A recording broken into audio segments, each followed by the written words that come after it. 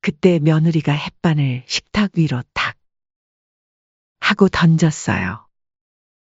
이거나 드시고. 제발 돌아가세요. 보기 싫어요. 정말? 피가 거꾸로 솟는 것 같았어요. 수년을 참아온 제가 한심하게 느껴질 정도로. 왜 그동안 참고 살았나 싶은 순간이었어요. 뭐라고? 다시 한번 말씀드릴까요? 어머님은 정말 그 주둥이 닥쳐라.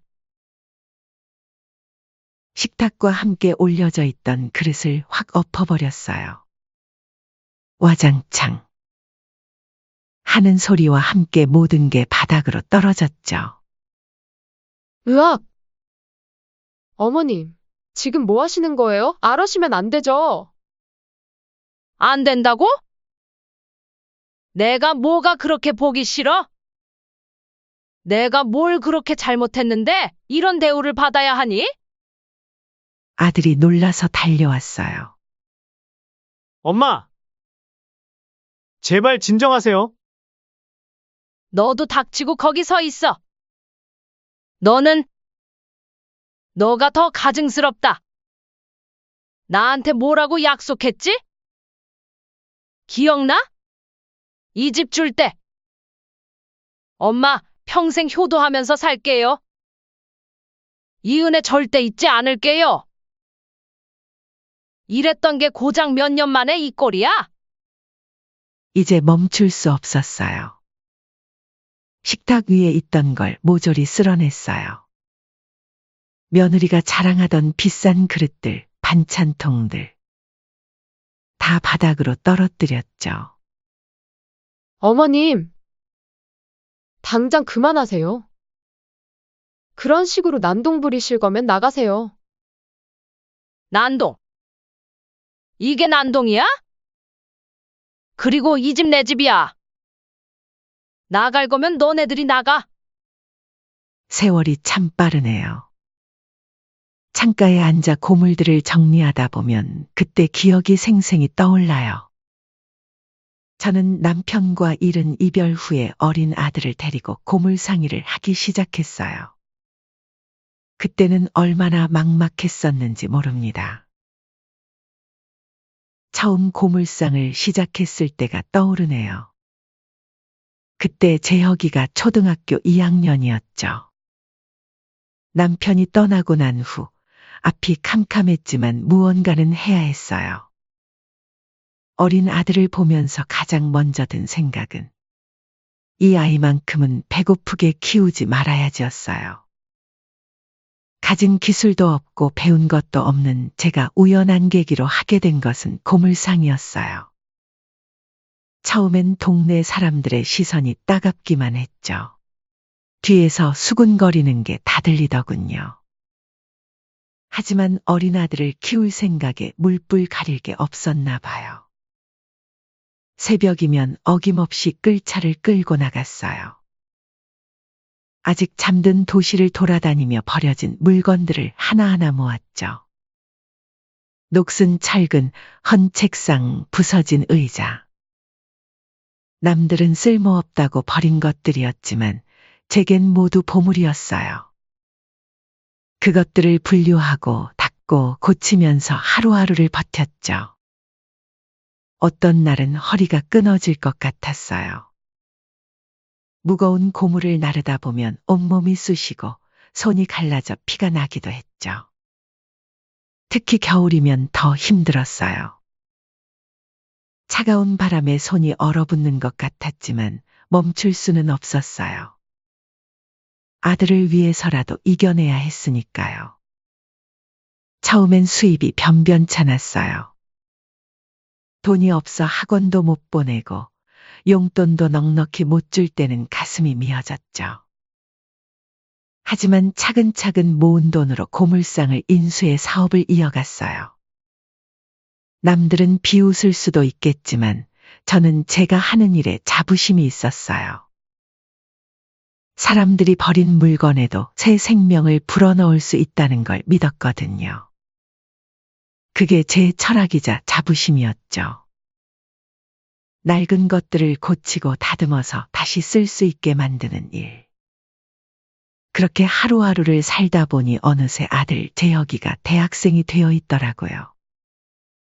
그리고 마침내 재혁이가 대기업에 취직했다는 소식을 들었을 때, 그때의 기쁨은 말로 표현할 수가 없었어요. 고생 끝에 낙이 온다더니 정말 그랬나 봐요. 하지만 그때는 몰랐죠. 그 낙이 오히려 더 큰 서러움의 시작이 될 줄은. 얼마 지나지 않아 재혁이가 결혼한다고 했어요. 예비 며느리 소영이를 처음 만났을 때부터 뭔가 마음에 걸리는 게 있었어요.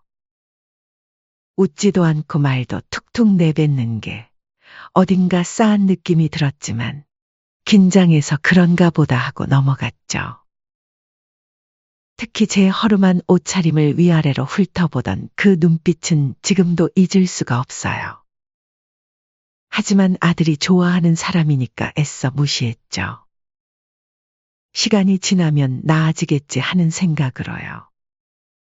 결혼할 때 제가 평생 모은 돈으로 성남에 있는 신혼집을 마련해줬어요. 허리 휘도록 모은 돈이었지만 자식 생각하면 아깝지 않았죠. 소영이가 겉으로는 감사하다고 했지만 그 말이 진심이 아니었다는 걸 저는 금방 알 수 있었어요. 결혼하고 얼마 지나지 않아 소영이의 본 모습이 드러나기 시작했거든요. 제가 정성껏 담근 반찬은 늘 냉장고 구석에 처박혔고 가끔 찾아가도 반갑게 맞아주는 법이 없었어요. 명절 때도 친정에 먼저 가봐야 해요. 라는 말이 늘었고 전화도 점점 뜸해졌죠. 아들과 통화를 해도 바빠서요. 라는 말뿐이었어요. 한 달이 넘도록 연락이 없다 반찬 좀 해달라는 말에 찾아갔던 날. 그날의 기억이 아직도 선명해요.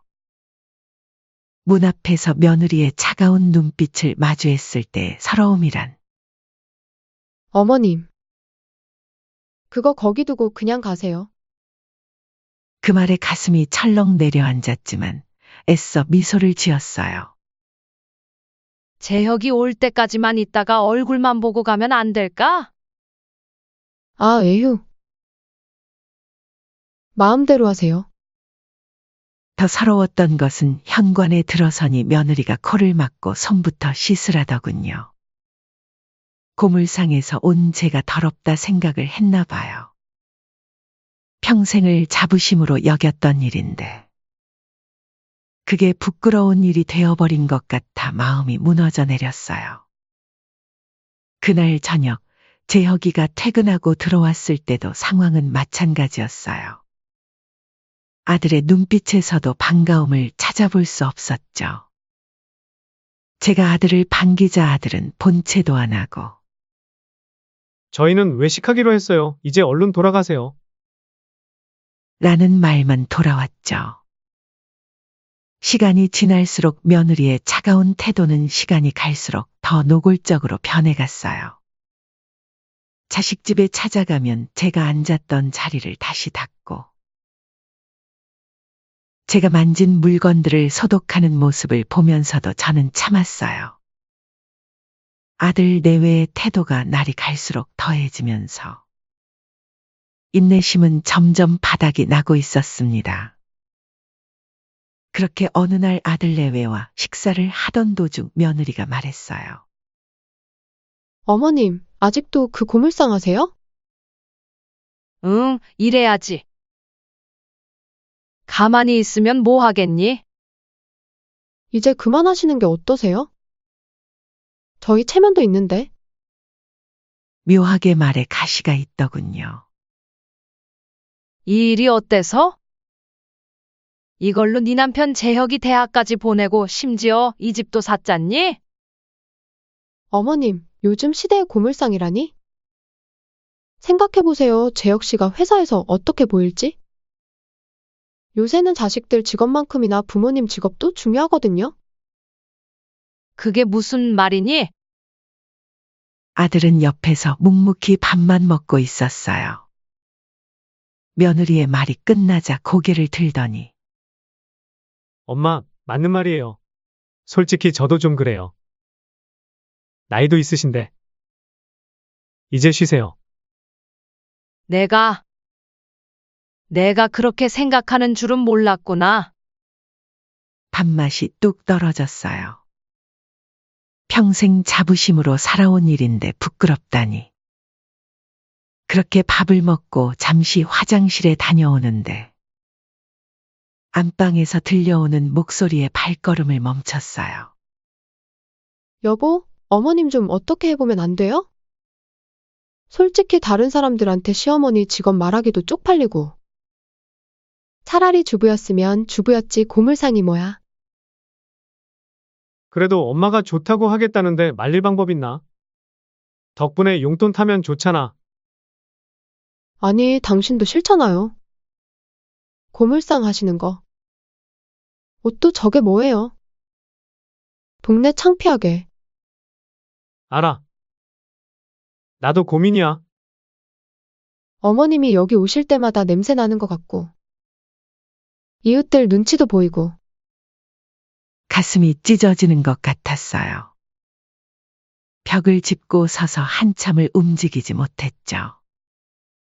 솔직히 며느리는 저를 어떻게 보든 상관없었어요. 다만 내 아들이 날 이렇게까지 부끄러워하다니. 저녁이 되어 손주가 귀여워 놀아주려고 블록을 하나 집었는데 며느리가 벼락같이 달려왔죠. 어머님. 곰을 만지시던 손으로 장난감을 만지시면 어떡해요? 그게 무슨 말이니 나 아까 씻었다. 그래도 좀. 요즘 애들은 위생에 민감하니까요. 면역력도 약하고 손 한 번만 더 씻고 만지세요. 나는 그저 손주랑 어머님, 제가 어머님 생각해서 하는 말이에요. 수희가 아프기라도 하면 어쩌시려고. 마치 전염병 환자 취급을 당하는 것 같았어요. 그때 마침 아들이 나왔는데 엄마, 소영이 말이 맞는 것 같아요. 요즘은 그런 거 조심해야 해서 아시잖아요. 그래. 알았다. 목이 메었어요. 화장실에 가서 손을 문질러 씻었어요. 손바닥이 빨개질 때까지요.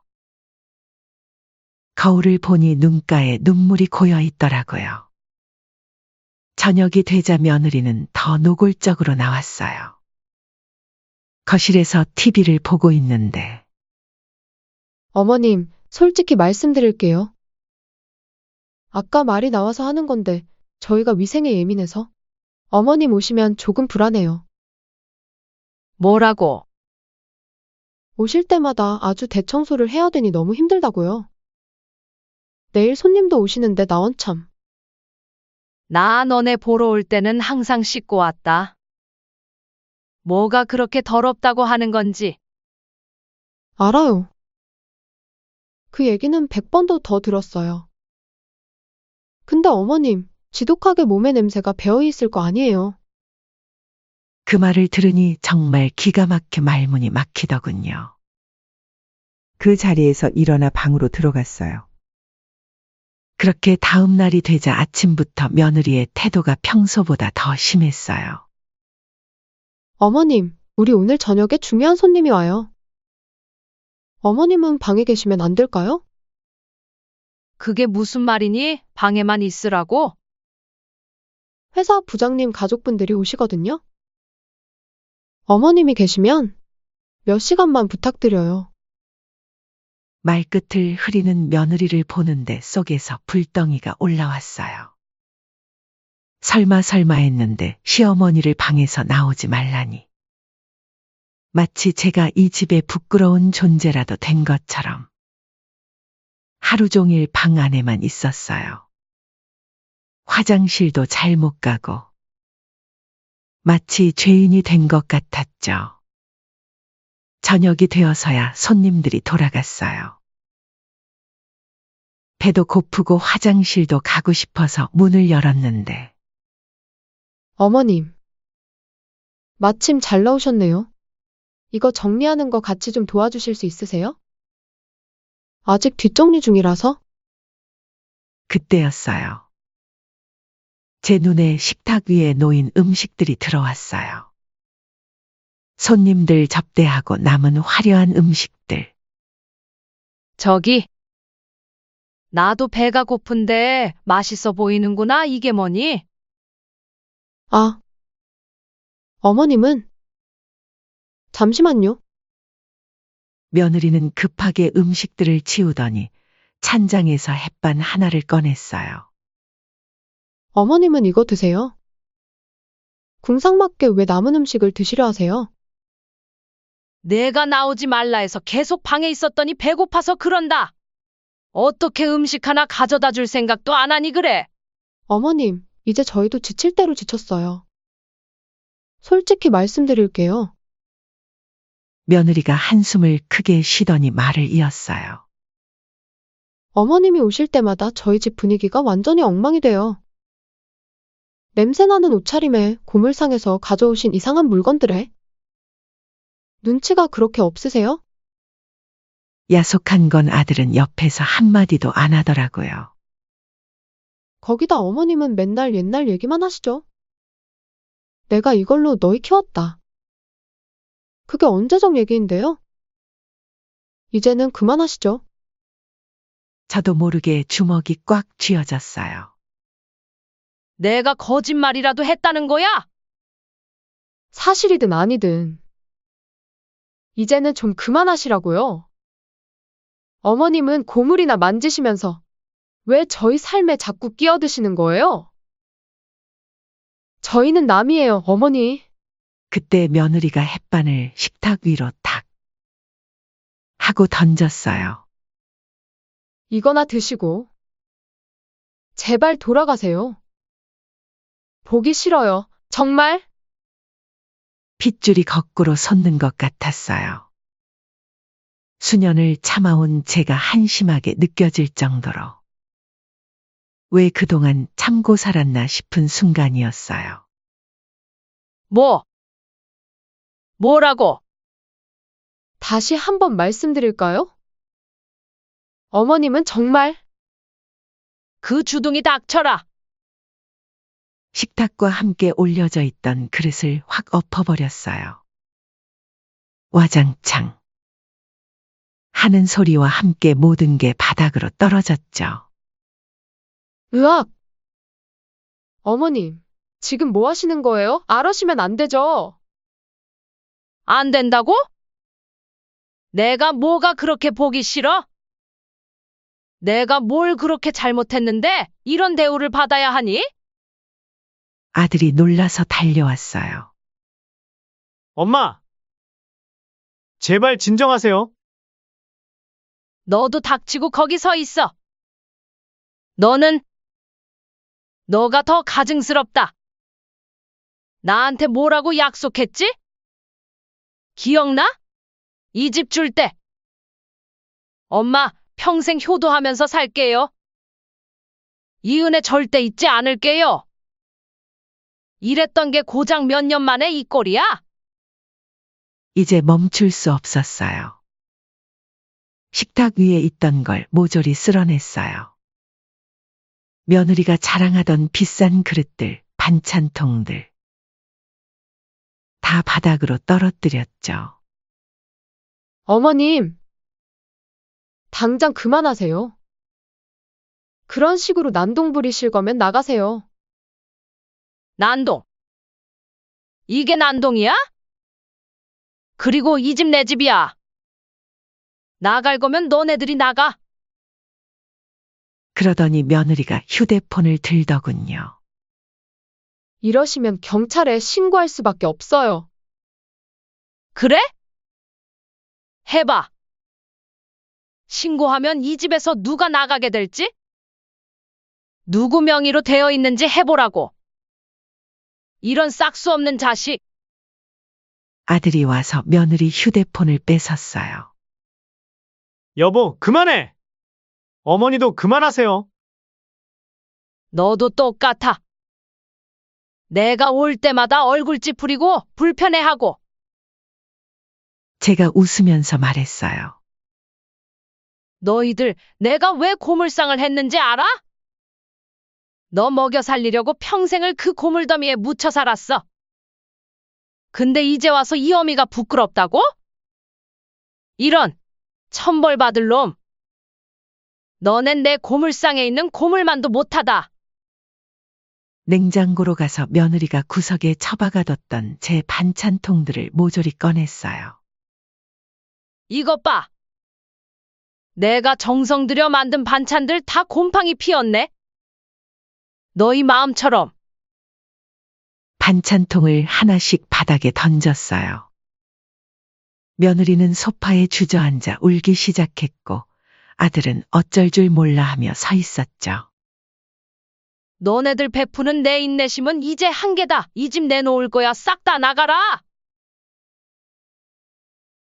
가방을 집어들었어요. 가만히 계세요. 대체 왜 이러시는 거예요? 어디 가시려고? 됐다. 더 이상 나 찾지 말거라. 현관으로 향했어요. 아들이 붙잡았지만 뿌리쳤죠. 엄마. 제가 잘못했으니까 애기 좀 하고 가세요. 늦었어. 이제 와서 뭘? 문을 열며 마지막 말을 남겼어요. 아들아, 난 너를 그렇게 키운 적 없다. 사람을 급으로 나누는 것도 모자라 엄마까지 이렇게 홀대하다니? 그렇게 아들 집에서 나와 밤거리를 걸으면서 이상하게도 마음이 편안해졌어요. 30년 동안 참아온 게 이렇게 많았다니. 이제는 돌아가지 않을 거예요. 내 자존심을 지키면서 떳떳하게 살아갈 거예요. 택시를 타고 가면서 창밖을 봤어요. 달이 참 밝더군요. 그 달빛 아래서 전 이제 당당하게 걸어갈 수 있을 것 같았어요. 자식 새끼 다 필요 없다. 이젠 나를 위해서 살아야지. 그날 이후 아들과 며느리의 연락이 계속 왔어요. 엄마, 제발 돌아오세요. 어머님, 정말 죄송합니다. 기가 막히죠. 평생 조곤조곤 좋은 게 좋은 거지라며 오냐오냐 해주다. 막상 화를 내니 달라진 태도 야속하더군요. 하나도 답장하지 않았어요. 이제 와서 뭘 더 말하겠어요. 밥상은 엎었지만 제 마음은 다시 똑바로 세웠으니까요. 고물상으로 돌아와 보니 달빛에 비친 고물들이 반짝거리더군요. 누군가는 버린 것들이지만 제겐 이게 보물이었어요. 이걸로 아들 키우고 집도 사주고. 근데 그 아들은 이제 이게 부끄럽대요. 그날 밤 오래된 서랍을 뒤적이다가 재혁이가 어렸을 때 쓴 편지를 발견했어요. 엄마, 커서 꼭 효도할게요. 사랑해요. 그 편지를 보면서 웃음이 났어요. 씁쓸한 웃음이었죠. 너도 이제 커서 나를 부끄러워하는구나. 다음 날부터 전 더 열심히 일했어요. 고물상 정리하고 새로 들어온 물건들 분류하고. 바쁘게 지내다 보니 마음도 조금씩 편해지더군요. 그 사이에 아들 집도 내놓았죠. 일주일쯤 지났을까. 아들이 고물상으로 찾아왔어요. 엄마, 대체 누구 집 아들이신데 엄마라고 부르는 거예요? 저는 당신 같은 아들 둔 적 없수다. 잘못했어요. 제가 너무 어리석었어요. 이제 와서 엄마가 이 일을 왜 하시는지. 이제야 알 것 같아요. 아들이 눈물을 보이더군요. 하지만 전 쉽게 마음을 열 수 없었어요. 너네들이 그동안 해왔던 행동들 되돌아봤니? 그게 얼마나 모욕적인지 알아? 평생 너희 뒷바라지하고 집까지 사준 엄마한테. 그래, 고물상 하는 게 그렇게 창피했니? 엄마, 정말 죄송해요. 소영이도 많이 반성하고 있어요. 반성? 그래. 근데 이제는 늦었어. 아들이 제 손을 잡으려 했지만 뿌리쳤어요. 이제 가봐. 난 이대로가 좋아. 적어도 여기선 내가 떳떳하니까? 그렇게 아들을 돌려보냈어요. 가슴이 아팠지만 이번만큼은 지켜야 할 게 있었거든요. 바로 제 자존심이었죠. 지금도 가끔 그날 밤이 생각나요. 밥상을 엎었던 그 순간.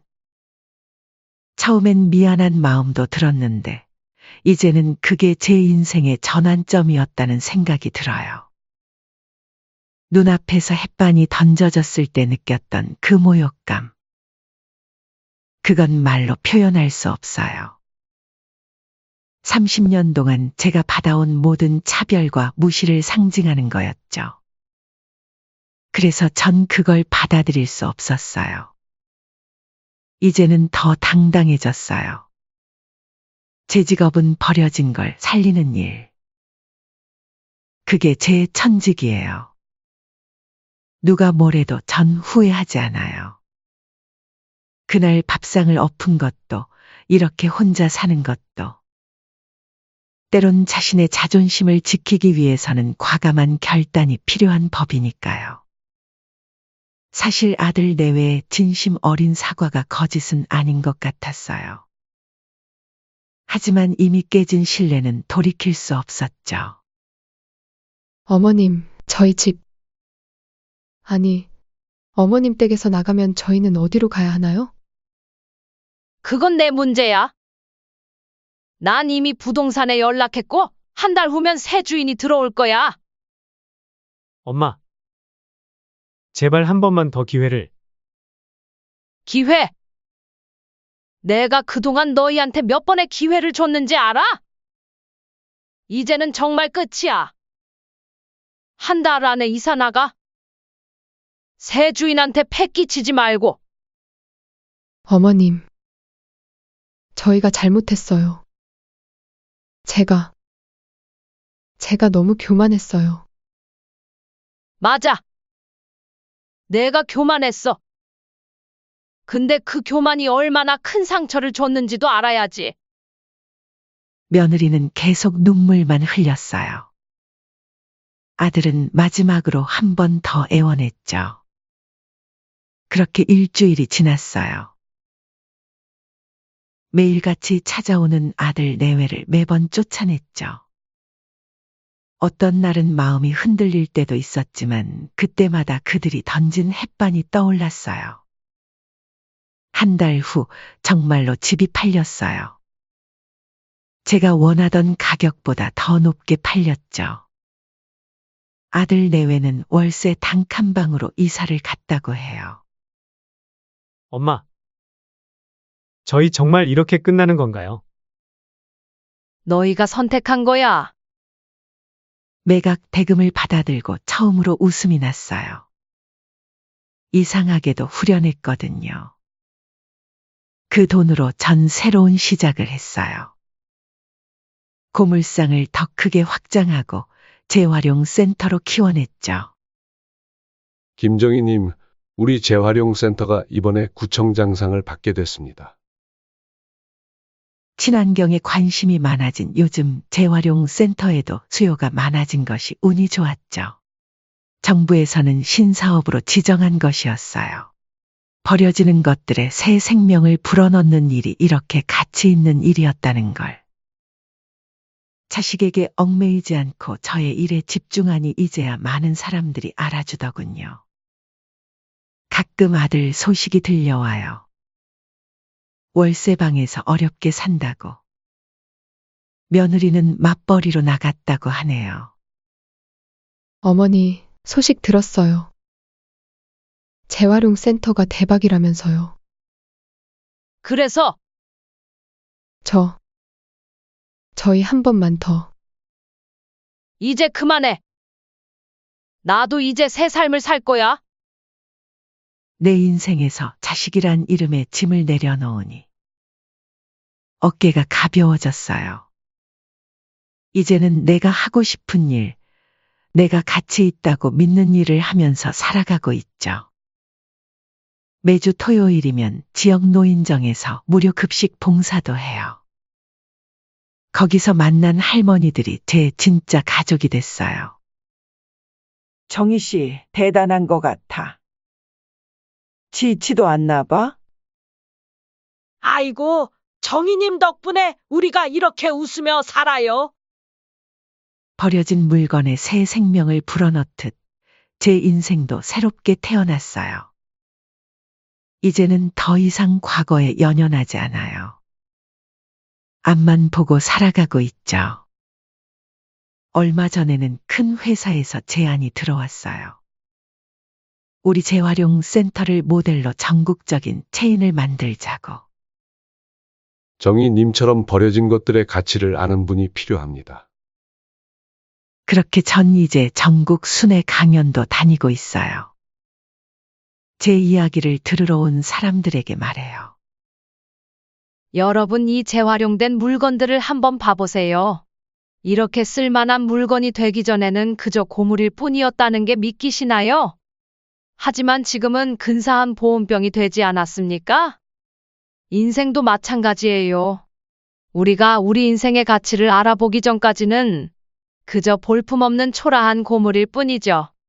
아무리 하찮은 물건도 소중한 가치가 있습니다. 저는 자신의 가치를 지킨다면 무엇이든 될 수 있다 믿어요. 사람들이 박수를 쳐주고 눈시울을 붉히기도 해요. 그때마다 전 다시 한번 확신해요. 내가 옳은 선택을 했다는 걸. 이제 전 진정한 행복을 찾았어요. 더 이상 누구의 엄마나 시어머니가 아닌 그저 김정희로 사는 게 좋아요.